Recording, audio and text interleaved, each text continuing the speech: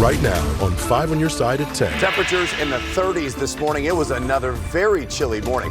How many more mornings that we're going to deal with this, those under a frost advisory, and one more back into the 80s. Remembering Whitey.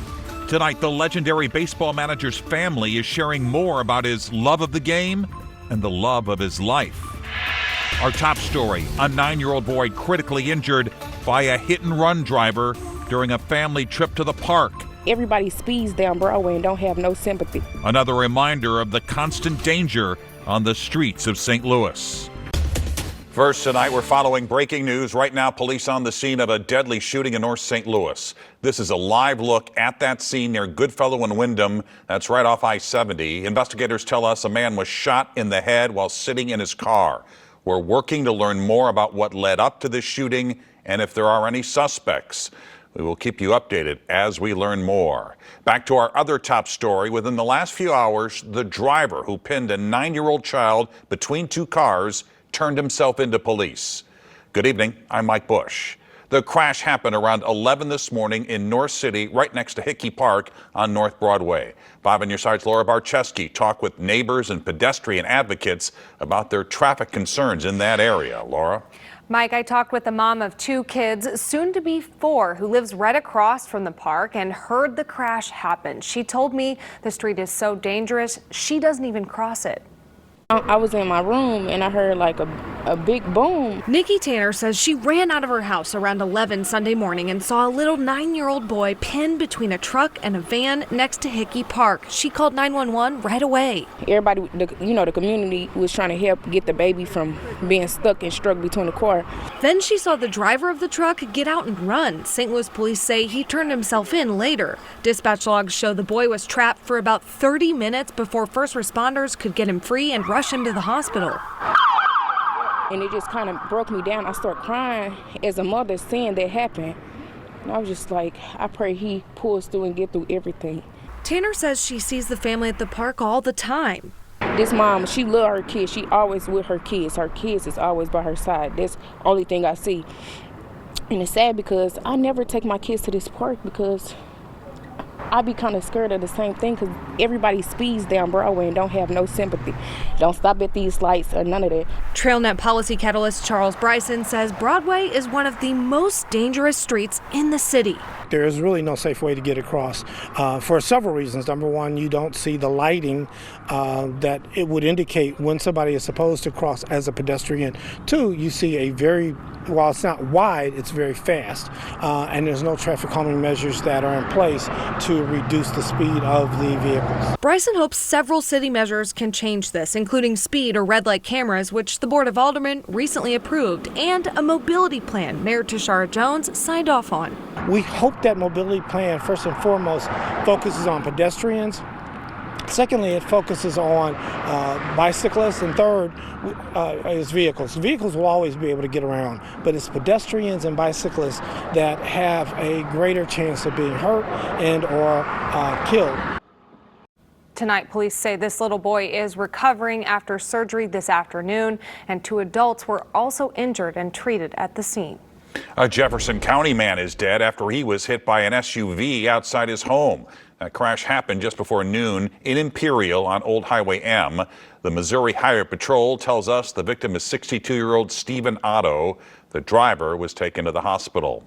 A Washington, Missouri man is recovering tonight after he was thrown from his pickup truck near Six Flags. The crash this afternoon caused a backup on eastbound I-44 outside the amusement park. The Highway Patrol says a semi-driver hit the side of the pickup, causing it to lose control. It was another beautiful day today. Cool air tonight at the Kirkwood Farmers Market, and you might want to hold off planting those springtime flowers. Most of the area is under a frost advisory overnight. Meteorologist Gary Frank joins us now with that Weather First forecast. Yeah, of course, Kirkwood in one of the spots, but there are some areas that probably will stay a little bit warmer, but maybe the last day that we have to deal with this or talk about this as we get close to the end of April here so far, but the wind, not a factor. Look how clear it is throughout, and without that cloud cover, that's kind of our insulator, so any heat we gain during the day escapes, and with calm winds and our current conditions in the low 40s already, I would say a little cooler than we were yesterday at this time. Not in the city, though, with still 51 degrees. That makes a big difference. This entire part of the region is under a frost advisory as we start to reach the tail end of where we're going to see that, right? You see all those areas. Of course, one of the spots not involved, the city, but the county, of course, and many other spots are involved in that frost advisory Monday morning. As I think we'll drop to 40 in the city, but mid-30s outside of the city. Keep in mind, we started off in the mid to upper 30s or even close to freezing in some cases. Now, the week ahead, we've got one more cold morning that we just discussed, but then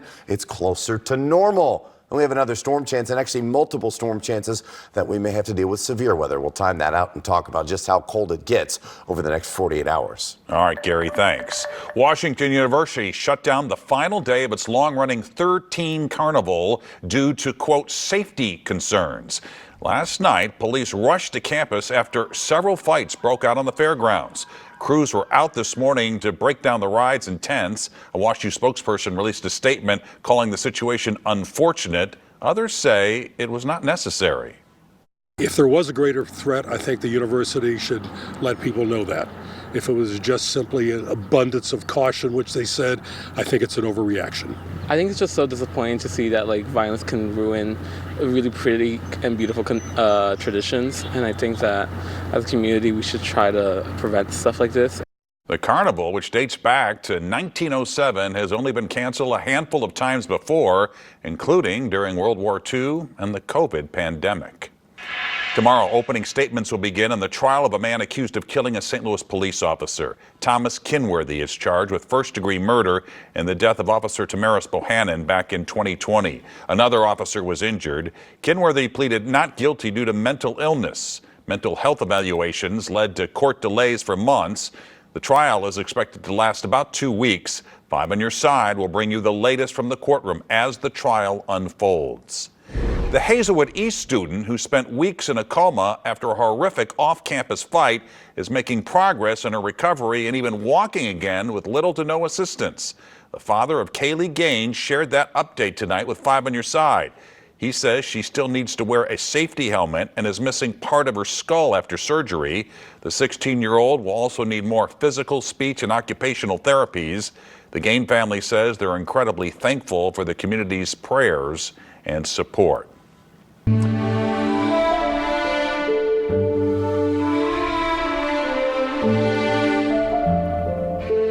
Well, tonight, the family of Whitey Herzog is sharing more of their memories of the legendary Cardinals manager. He died last week at the age of 92. His loved ones in New Athens, Illinois, talk with 5 on Your Side's Annie Kroll tonight. Annie? Mike, Whitey led the Cardinals to 3 pennants and a World Series title in only 5 years, from 1982 to 1987. His style of play, called Whitey ball, was known for speed on the bases, but tonight his family is slowing things down with us, reflecting on how life has been just 5 days after his death and sharing new photos with 5 on Your Side of his life off the field. A wreath of flowers stood tall this weekend in Busch Stadium to honor Whitey Herzog. His wife, Mary Lou, spent most of her Sunday morning with her cousins Jim and Judy Newman as she continued to cope with Whitey's passing. Her faith, if anything will pull her through, it will be her devoted family and her faith. After a recent hospitalization, the Hall of Fame Cardinals manager was moved into hospice. It was a surprise because maybe they just didn't want it to happen, and so, it's hard to deal with reality in a situation like that. Mary Lou and Whitey got married in their hometown of New Athens, Illinois at St. John's United Church of Christ. So did Judy and Jim, who always looked up to their marriage of more than 70 years before Whitey's death on Monday night. They were high school sweethearts, and just like my wife and I were the same way, and it was just great. But that's what small towns are about. I think that it just happens. For the last week, people keep coming into Jim's Highway Lumber Company in New Athens giving their condolences and making the White Rat a daily topic of conversation for the regulars at the Bullpen Bar and Grill. Dennis Breithop has eaten many lunches here since moving to New Athens in 1957, never forgetting Whitey or his signature generosity. The most memorable thing that I remember in 1982 is when the Cardinals were in the World Series. He personally came down and hand-delivered World Series tickets to all of his classmates that he played baseball and basketball with in high school. In Whitey's hometown, in a city of about 2,000. And it'll be talked about forever, probably, because he was such a guy that, cared about New Athens like he did. The family hasn't made any official plans yet for a celebration of life in Whitey's honor. Neither have the Cardinals at this point. Sports director Frank Cusmano will, of course, have more on his legacy coming up at 10:30 on Sports Plus. He's a neighborhood fixture, calling it a career. He goes above and beyond. The special delivery neighbors had for the man who's always delivered for them. My heart is full. No phone zone. The message tonight for drivers as road construction season ramps up. A pretty widespread frost advisory for much of our region. Why it may be the last one of the season, and when we're already timing out more chances for severe weather. Making a Difference is sponsored by Midwest Bank Center. Getting a package delivered is often a faceless transaction, unless you're in Sunset Hills. In tonight's Making a Difference report, an extraordinary retirement celebration that proves kindness and dedication can turn a routine job into a lifelong legacy. In Sunset Hills, one neighborhood came together in a heartfelt display of sign language. Susie, will you pull this off? Yes. It tells a story of how one man's small acts of kindness gradually wove him into the very fabric of a community. For more than 4 decades at United Parcel Service, 7144. Ricky McWoods has been a friendly face in a brown uniform. 7522. The guardian of precious cargo and the bearer of countless smiles. He's a hard worker, he's reliable, he does a great job. Just an incredible guy. Everybody respects him a lot.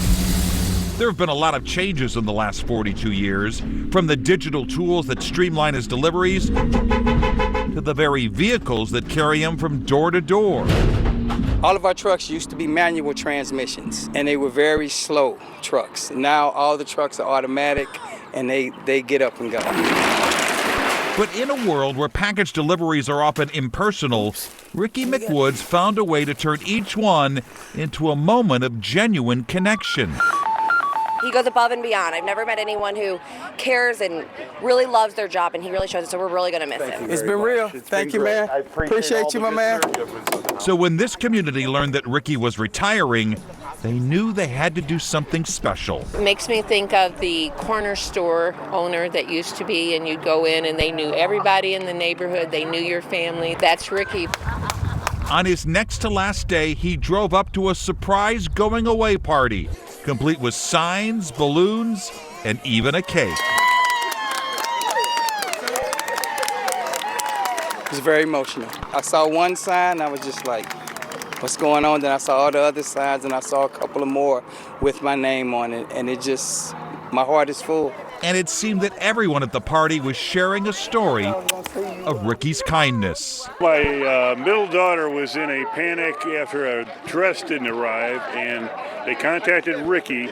He made a special trip and got it to her just in time. I had this rug that needed to be returned, and I didn't have a sticker, I didn't have anything, and he literally came back the next day, wrapped it up for me, wheeled it out, and he just is amazing.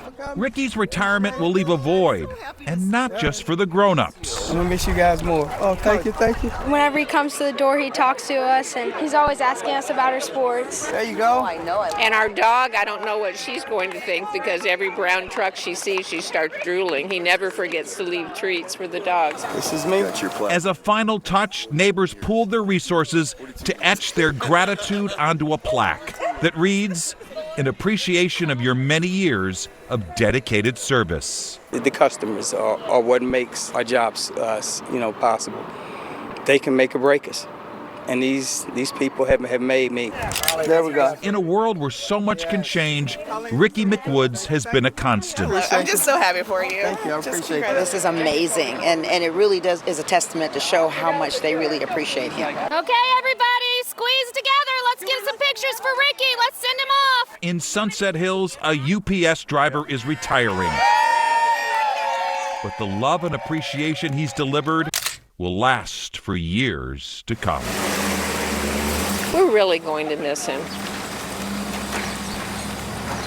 Ricky has a son that plays professional soccer, and he has a daughter in New York, and he can't wait to visit them both. A reminder, if you know someone making a difference for others, let me know by email at mbush@ksdk.com.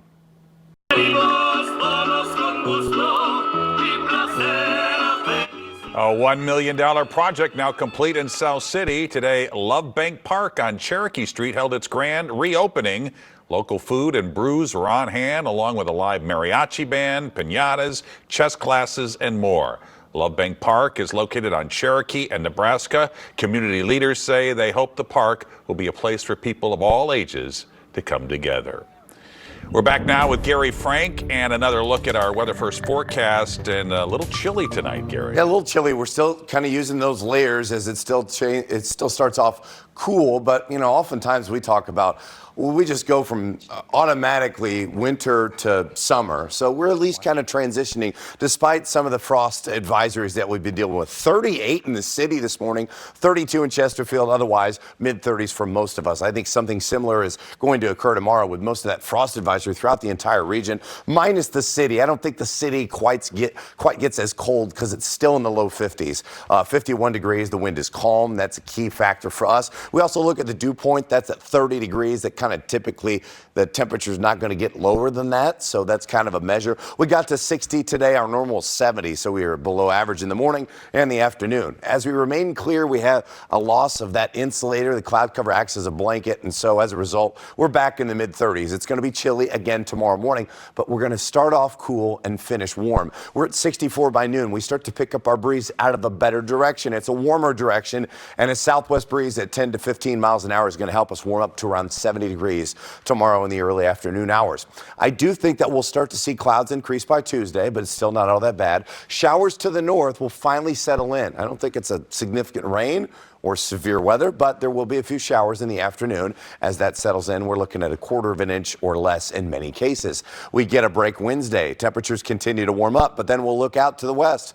You guessed it, another stronger storm system that works its way to the southwest, works its way eventually into the Plain States, and it's a strong system. It's going to bring severe weather potential, maybe a couple of different rounds. And that doesn't mean we're going to see something specific, but it will be in the Midwest. We're starting to see other ingredients line up. It's a matter of where does this track? Do we have clouds, things of that nature that we always run into? But it's enough that the Storm Prediction Center on Friday for this area all the way into Iowa and most of Missouri and even some of our areas are under a 15% risk for Friday as far as severe weather is concerned. I still think that overall we'll still have to pinpoint that, and that's something that we'll continue to look at tomorrow. But over the next few days, you're going to continue to look at temps in the 70-degree range with those showers late and then mid to upper 70s by the end of the week, Friday, Saturday, and Sunday. We're back in the 80s. It feels much warmer. Things continue to green up, but we'll see those opportunities for rain as we head into the weekend. It's Paul Cook, your traffic guy from Today in St. Louis, and we're on the move. April is Distracted Driving Awareness Month. And with all the work happenings on area roads, MoDOT is urging drivers to slow down and pay attention.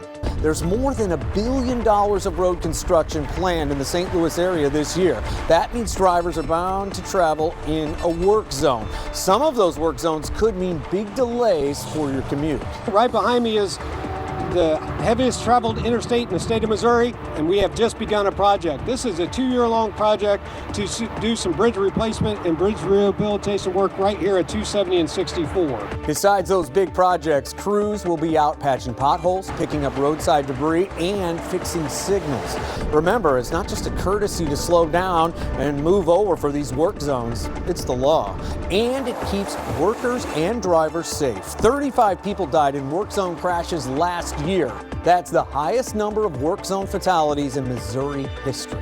Big number of work zone crashes in Illinois, too. In 2023, 24 people died in work zone crashes. So remember, when you're driving around and through work zones, your undivided attention is required.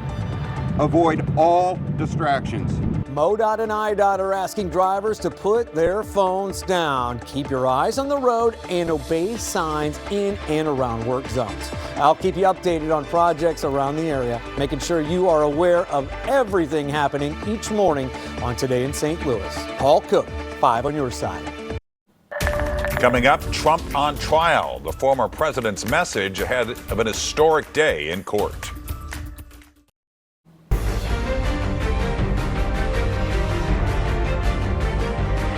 Just hours from now on American First, a former president will be put on criminal trial. Opening statements will get underway in a Manhattan courtroom tomorrow morning in Donald Trump's hush money trial.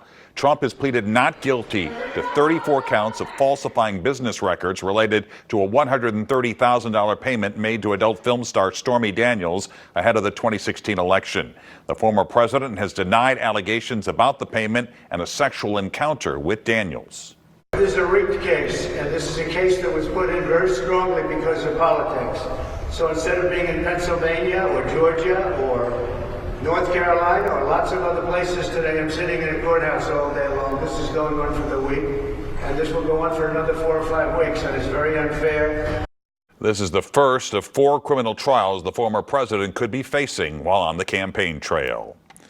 Meet me at the Missouri History Museum. The big changes to the 1904 World's Fair exhibit. After nearly a year of renovations, the 1904 World's Fair exhibit is reopening this week at the Missouri History Museum. It'll celebrate the 120th anniversary of this historic event. The centerpiece is an expansive model of the fairgrounds. The museum says the revamped exhibit chronicles the fair's continued impact on our area. We hope they walk away understanding just what a kind of wondrous and grand event this was. It was larger than life than certainly anything 1904 St. Louisans had ever seen. It was really a complex moment in American history as well. And so walking away with a grasp of both that wonder and the complexity is really what we hope visitors will get from this. Museum members are getting exclusive access this week. The exhibit will be open to the public next Saturday at 10 a.m. And there you have it. 5 on your side at 10. Don't forget to start your day with Today in St. Louis, beginning at 4 a.m. And now here's Frank Cusimano with Sports Plus.